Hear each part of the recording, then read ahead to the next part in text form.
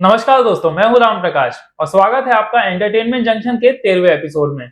आइए नजर डालते हैं एंटरटेनमेंट से संबंधित कुछ खास खबरों पर। गदर 2 की सिमरत कौर बनी प्रभास की सलार का हिस्सा, खास गाने में आएंगी नजर। दरअसल गदर 2 अभिनेत्री सिमरत कौर सलार का हिस्सा बन गई हैं। वह फिल्म के एक विशेष गाने में अपनी मौजूदगी दर्ज करवाएंगी, जिसकी शूटिंग अभिनेत्री ने पूरी कर ली है। फिल्म जय गणेश का फर्स्ट लुक पोस्टर जारी। उन्नी मुकुंदन महिमा नाम्बियार अभिनीत फिल्म जय गणेश का फर्स्ट लुक पोस्टर जारी हो गया है। तेलुगु एक्टर अधिविशेष ने जासूसी थ्रिलर फिल्म G2 में एक्ट्रेस बनीता संधू का वेलकम किया। अधिवी ने एक्स पर लिखा, मैं बनीता का G2 की दुनिया में गर्मजोशी से स्वागत करता हूं। मैं एक अद्भुत सहयोग की आशा करता हूं। एनिमल का नया सॉन्ग अर्जुन वैली हुआ रिलीज। एनिमल का नया सॉन्ग अर्जुन वैली रिलीज हो चुका है। इसमें रणवीर कपूर का खूंखार अंदाज और पंजाबी बीट्स का कॉम्बो नजर आया है। सलमान और मेरे बीच बहुत अच्छा तालमेल है, ये कहना है इमरान हाशमी का।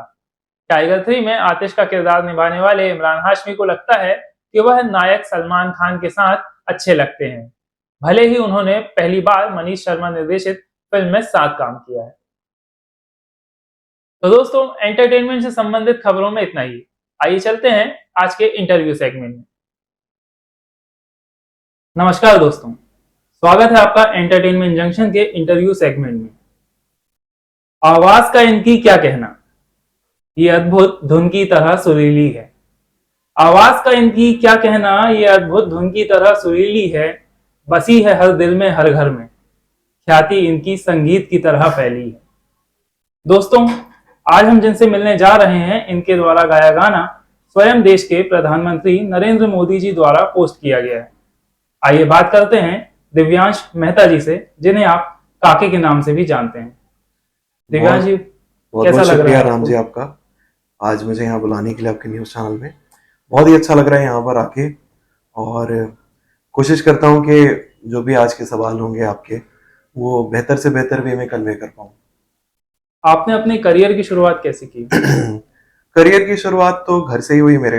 मैं थर्ड जनरेशन हूँ जो मेरी फैमिली में जो म्यूज़िक करता है। मेरे दादाजी श्री मौलीचंद मेहता जी, वो एक बहुत ही अच्छे सिंगर थे, लिरिसिस्ट थे। वो खुद ही शायरी लिखते थे उर्दू में और एक्टिंग भी करते थे। फिर उसके बाद मेरे फादर श्री देश दीपक मेहता जी, वो बहुत ही रिनाउंड भजन सिंगर हैं जो जागरण करते हैं, और one of the first people हैं जबलपुर में जिन्होंने जागरण की शुरुआत की यहाँ पे। उनके कई रिकॉर्ड लेबल्स से एल्बम्स हैं खुद के। और बचपन से ही घर में एक संगीत का माहौल था, एक आर्ट ड्रिवन माहौल था घर में। तो मुझे ऐसा कभी रियलाइज नहीं हुआ कि मुझे किसी ने संगीत में डाला हो। घर पे मम्मी पापा रियाज करते थे या प्रैक्टिस करते थे, तो मैं उनको सुन के रिपीट करता था। और वैसा करते करते करते करते ही मैं कब खुद म्यूजिक करने लगा मुझे समझ नहीं आया। काफ़ी सारे इंस्ट्रूमेंट्स थे घर में, तो उनको बजाना सब करना। By the age of 13-14 I start performing colleges में, बड़े बड़े शोज में खुद के शोज करने लगा था। तो ऐसा कभी लगा नहीं कि मुझे म्यूजिक में किसी ने डाला या मैं म्यूजिक में गया हूँ। मैं हमेशा से म्यूजिक, मुझे ऐसा लगता है मैं म्यूजिक के लिए ही पैदा हुआ। आपकी फैमिली में ही पूरा संगीत का माहौल था और वहीं से आपने सीखा हाँ सारी जी। चीजें। अब तक आपने कितने गाने गाए हैं? अभी तक मेरे जो गाने रिलीज हुए हैं वो कुछ कोलैबोरेशन सिंगल्स सब मिला के 15-16 सॉन्ग्स अभी तक मेरे रिलीज हुए हैं अलग अलग प्लेटफॉर्म से। लम्हा गाने से आपको सबसे ज्यादा लोकप्रियता मिली थी, तो उसका अनुभव कैसा था? लम्हा मेरा पहला खुद का म्यूजिक वीडियो था जो मैंने इंडिपेंडेंटली अपने चैनल पे रिलीज किया। मेरा खुद का एक छोटा सा म्यूजिक लेबल है, पिंक की रिकॉर्ड्स नाम से, जो कि एक ट्रिब्यूट जैसा है मेरी अपनी मम्मी के लिए। क्या? 2019 में माय मॉम पास्ड अवे, उनकी डेथ हो गई। तो उसके बाद मुझे लगा कि सबसे अच्छा ट्रिब्यूट क्या होगा उनके लिए कि उनको म्यूजिक इतना पसंद था और उनके नाम से मैं म्यूजिक रिलीज करूं। तो वो मेरा पहला म्यूजिक वीडियो था जो मैंने अपने चैनल से किया था। और वो ऐसा गाना है कि आज भी मेरे दोस्त कहीं बाहर दूसरे सिटीज में जाते हैं। जैसे भी रिसेंटली मेरे दोस्त ने बताया कि वो कसौल गया था और कसौल के कैफे में लोग वो गाने को सुन रहे थे, और उसने बताया वहां पे कि ये मेरे दोस्त का गाना है, तो लोगों को यकीन भी नहीं हुआ। आपकी माता जी का जो आशीर्वाद है वो आपके चैनल के साथ चलता चला जा रहा है और आप आगे बढ़ते चले जा रहे हैं। जी जी बिल्कुल, सच बात है।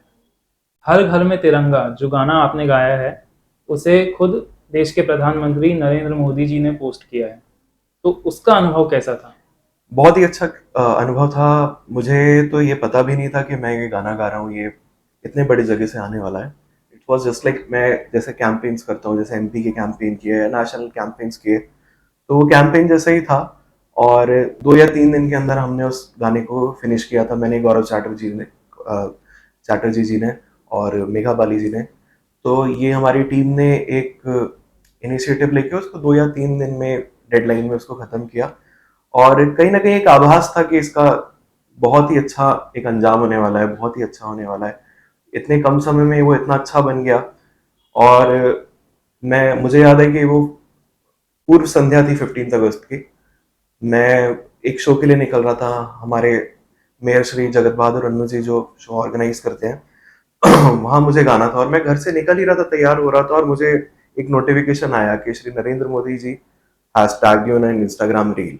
और मैंने खोल के देखा, और मैंने देखा कि हमारे देश के इतने यशस्वी प्रधानमंत्री जी ने मेरा गाना पोस्ट किया है। तो थोड़ी देर के लिए तो मुझे यकीन नहीं हुआ, मैं वहीं का वहीं रुक गया। मैंने सोचा कि अभी ठीक है, अभी मैं जो काम कर रहा था, तैयार हो रहा था, वो करता हूँ, तैयार हो जाता हूँ। तैयार होके मैं गया, मैंने अपना शो किया, सब अच्छे से हो गया। फिर उसके बाद जब मैं बैठा, तब मुझे एक साक्षात्कार हुआ कि इतना बड़ा काम हो गया, इतनी बड़ी चीज हो गई है। तो बहुत ही अलग एक्सपीरियंस था। ख्वाब हकीकत में बदल गया। बिल्कुल। आपके फेवरेट सिंगर कौन है? मेरे काफी फेवरेट सिंगर्स हैं, अलग अलग जॉनरास में, अलग अलग स्टाइल्स में।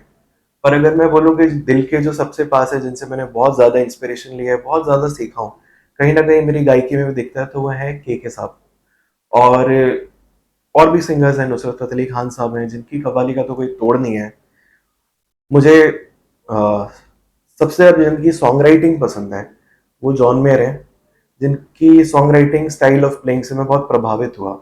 तो कहीं ना कहीं मैं एक इंस्पिरेशन, कैसे बहुत कॉम्प्लेक्स चीज को सीधे साधे शब्दों में कह सकते हैं, वो वहां से ड्रॉ करता हूँ। ऐसे ही अलग अलग विधाओं में, अलग अलग जॉनरास में बहुत सारे फेवरेट सिंगर्स हैं। कोई ऐसी बात जो नए सिंगर्स को आप बताना चाहें जिससे उन्हें मदद मिल सके?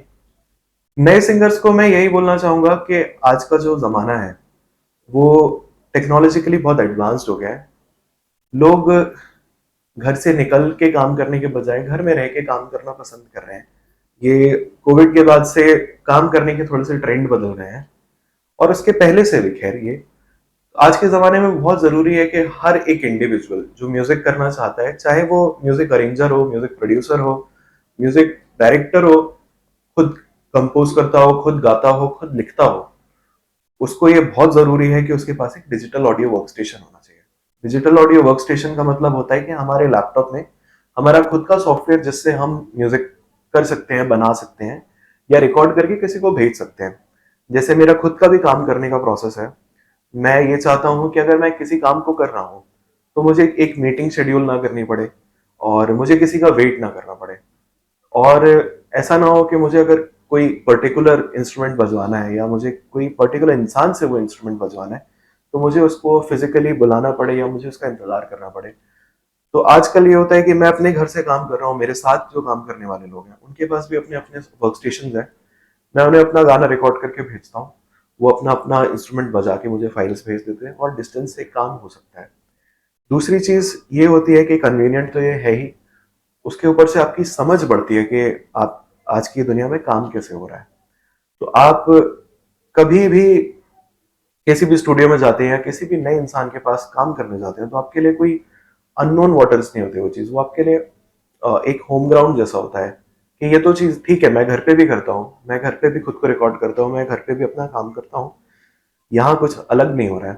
तो आपका जो एक परफॉर्मेंस एंजाइटी वाला इशू है, या आपका जो डर है, वो वहां से खत्म हो जाता है। बहुत अच्छी बात बताई है आपने। हम उम्मीद करते हैं कि नए सिंगर्स को इससे काफ़ी मदद तो मिलेगी। कोई एक गाना जो आप गुनगुनाना चाहें? जैसे कि मैंने अभी के की बात की, वो मेरे बहुत ही फेवरेट सिंगर हैं। और कुछ गाने बहुत ही अंडर अप्रिशिएटेड हैं, जो बहुत ज़्यादा चले नहीं हैं। एज अ म्यूजिशियन आप उन्हीं गानों को ढूंढते हो जो दुनिया से छुपे हुए हैं, और एक्चुअली म्यूजिकली अच्छे हैं। तो वैसे ही एक गाना है दिल क्यों ये मेरा शोर करे, मैं थोड़ा सा बोल रहा हूँ। दिल क्यों ये मेरा शोर करे, दिल क्यों ये मेरा शोर करे, इधर नहीं उधर नहीं तेरी ओर चले, दिल क्यों ये मेरा शोर करे, इधर नहीं उधर नहीं तेरी ओर चले। क्या बात है, कितनी मधुर आवाज आपकी। आपकी आगे की प्लानिंग क्या है?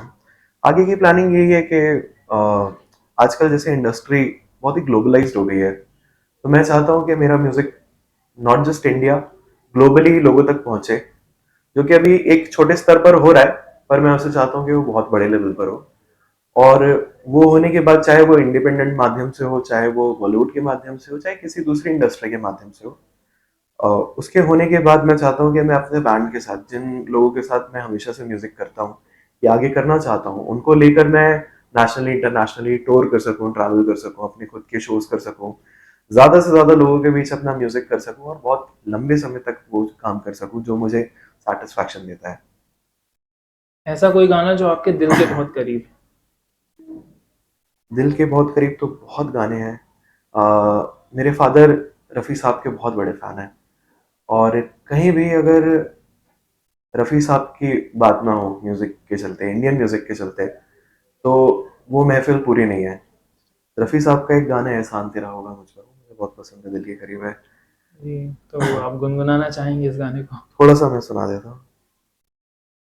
है एहसान तेरा होगा मुझ पर, दिल चाहता है जो कहने दो मुझे, तुमसे मोहब्बत हो गई है, पलकों की छाँव में रहने दो, एहसान तेरा होगा मुझ पर। क्या बात है। हमेशा हमारी जिंदगी में कुछ ऐसे पल होते हैं जिन्हें याद करके हमको हंसी आती है, तो क्या आपकी जिंदगी में कोई ऐसा पल है? पर्सनली तो बहुत होंगे ही, सबकी लाइफ में ऐसे मोमेंट्स होते हैं। प्रोफेशनली मैं ये कहना चाहूंगा कि हम लोग जब बहुत छोटे थे, हमारा एक बैंड था, रुतबा नाम था उसका। तो किसी भी बच्चे की एक जैसे लालसा होती है कि उसे ज्यादा से ज्यादा लोगों के बीच गाने मिल जाए या परफॉर्म करने मिल जाए, एक स्टेज मिल जाए। वैसे ही होता था, हम जाते थे लोगों के पास कि थोड़ा सा मौका दे दो, थोड़ा सा गाने को दे दो। तो काफी लोग उस चीज के चलते हमें एक्सप्लॉइट भी करते थे, कभी कभी 3-3 4-4 घंटे हम फ्री में भी गाते थे। और वहां पे खैर हमारा एक खुद का स्वार्थ भी था कि हमें स्टेज मिले, हमें एक एक्सपीरियंस मिले। तो मैं वो सब जब याद करता हूँ, अब के एक जो डेस्परेशन था और एक पैशन तो अभी भी है, पर तब बहुत अलग लेवल पे था, जो कि एक बच्चे जैसा होता है। तो उसको सोचता हूँ तो एक हमेशा चेहरे पे मुस्कान आ जाती है। क्या बात है, इतना जब हम एक मंच के लिए जाना चाह रहे हैं और आज मंच जो प्रोवाइड कर रहे हैं वो खुद हमें बुलाते हैं कि आप बिल्कुल। आइए और परफॉर्म करिए। किसी भी मुकाम तक पहुंचने के लिए संघर्ष बहुत जरूरी होता है, तो आपने इस मुकाम तक पहुंचने के लिए कितना संघर्ष किया? संघर्ष तो बहुत किया, पर्सनली भी प्रोफेशनली भी। जो कि एक लर्निंग एक्सपीरियंस था। मैं 2015 में मुंबई शिफ्ट हो गया था, और तब से वहाँ पे ही जबलपुर में भी काम कर रहा हूँ। तो सॉरी, मैं 2015 में मुंबई शिफ्ट हो गया था, तब से वहाँ पर और यहाँ पर भी प्रोफेशनली काम कर रहा हूँ। कई बार ऐसा होता था कि हम, क्योंकि ज़्यादा जानते नहीं थे प्रोफेशनली कैसे काम करना है, तो कई कई लोग बोलते थे अरे तुमको काम नहीं आता है, या तुमको तुमको भी कुछ नहीं आता है, तुम अभी जाओ। तो बहुत डिसअपॉइंटमेंट्स भी होते थे, और ऐसा होता था कि आप किसी चीज को पाना चाहते हो, उसके द्वार तक पहुंच गए हो, पर आप अंदर नहीं जा पा रहे हो, वो चीज आपके सामने है बट अचीव नहीं हो रही है। और बट हमेशा एक लर्निंग एक्सपीरियंस था, और जितना ज्यादा संघर्ष होता है उतना उस चीज की वैल्यू होती है। और पर्सनली तो था ही, जैसे क्योंकि एक छोटी एज थी, बहुत ज़्यादा पता नहीं था कि काम कैसे करना है, क्या करना है। तो घर वालों को भी उतना आइडिया नहीं देते थे कि क्या चल रहा है यहाँ, क्या हो रहा है। मुझे याद है कि कुछ कुछ महीने ऐसे होते थे कि जब मेरे पास मुंबई जैसे शहर में पूरा महीना काटने के लिए मुश्किल से 3 या 4 हज़ार रुपये होते थे। तब उतना ज़्यादा खाना बनाते भी नहीं आता था, कुछ नहीं होता था, ज़्यादा से ज़्यादा खिचड़ी दाल चावल बना के खा लेते थे। और कभी कभी तो ऐसा भी नहीं होता था कि राशन इतना पूरे महीने के लिए ले आए। तो मैं अपनी घर से नीचे उतरता था, वहां पर मालवानी में रहता था मैं।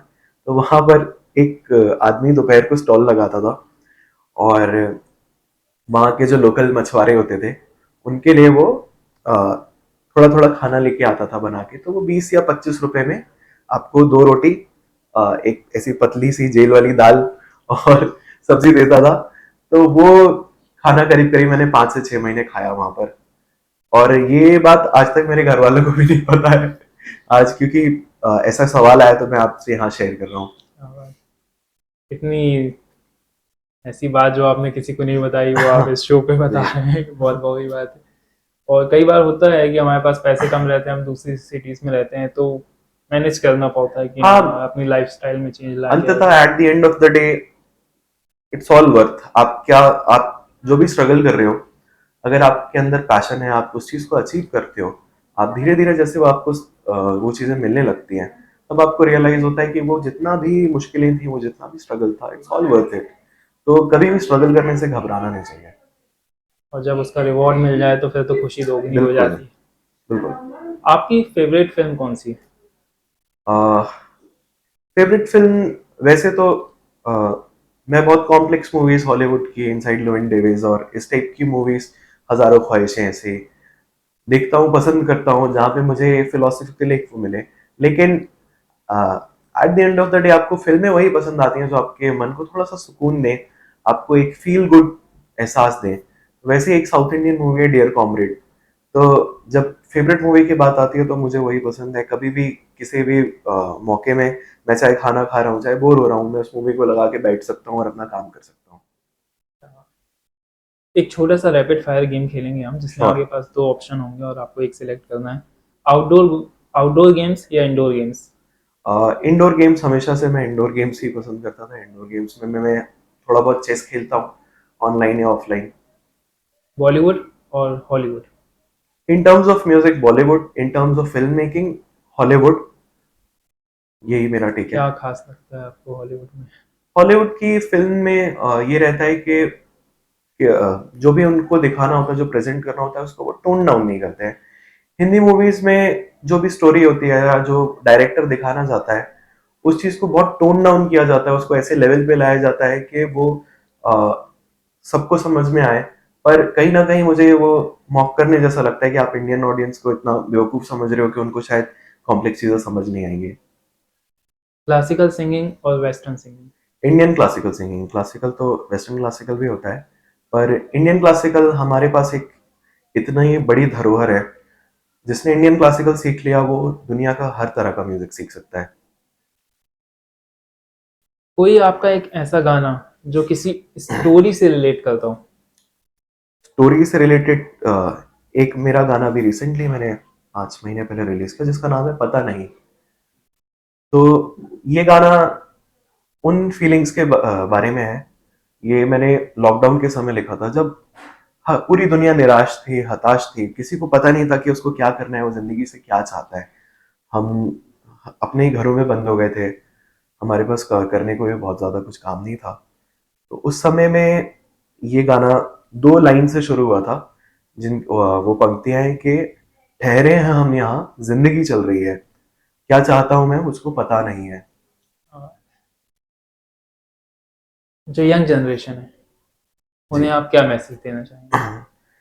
यंग जनरेशन को मैं यही मैसेज देना चाहूंगा कि आजकल ऑनलाइन लर्निंग एक टर्म आ गया है, एक फैशन हो गया ऑनलाइन लर्निंग का, जो लोगों ने शुरू कर दिया है। पर आप जब यूट्यूब से या किसी माध्यम से किसी चीज को सीखते हैं, मैं क्योंकि म्यूजिशियन हूं तो मैं म्यूजिक की बात करूंगा। आप अगर म्यूजिक यूट्यूब वीडियो से सीख रहे हैं तो आप उससे ज्ञान प्राप्त तो कर रहे हैं, पर आपको कोई बताने वाला नहीं है कि आप गलती कहाँ कर रहे हैं। तो वो गलती बताने के लिए आपको एक मेंटर चाहिए, गुरु चाहिए। तो बहुत छोटी एज में जहाँ से आप किसी भी विधा की शुरुआत कर रहे हैं, वहाँ बहुत ज़रूरी है कि आपको एक गाइड करने वाला इंसान होना चाहिए, चाहे वो घर में हो, चाहे बाहर हो। और निरंतर अपने आर्ट फॉर्म को सीखना बहुत ज़रूरी है, चाहे वो अलग-अलग फॉर्म्स में हो, इंडियन फॉर्म में हो, वेस्टर्न फॉर्म में हो, चाहे ग्लोबल कोई नॉलेज हो। फिर उसके बाद आपके जो पीयर्स हैं, जो आपसे बेहतर काम कर रहे हैं, आपसे अच्छा काम कर रहे हैं, उनके बीच में उठना बैठना, उनसे सीखना, उनसे एक अपना क्रिटिक लेना बहुत ज़रूरी है कि आप कहाँ गलतियाँ कर रहे हैं। वही एक तरीका है जिससे आप निरंतर इवॉल्व हो सकते हैं, जीवन में अच्छा कर सकते हैं। क्या बात है। बहुत बहुत स्वागत और बहुत बहुत धन्यवाद आपका हमारे शो पर आने के थैंक यू लिए। So much Ram Prakash ji. तो दोस्तों, आज हमने बात की काके जी से, जिन्होंने अपनी फील्ड में, सिंगिंग के क्षेत्र में बहुत नाम कमाया है। हम ऐसे ही कई कलाकारों को आपके बीच लाते रहेंगे। तब तक के लिए आप देखते रहिए एंटरटेनमेंट जंक्शन।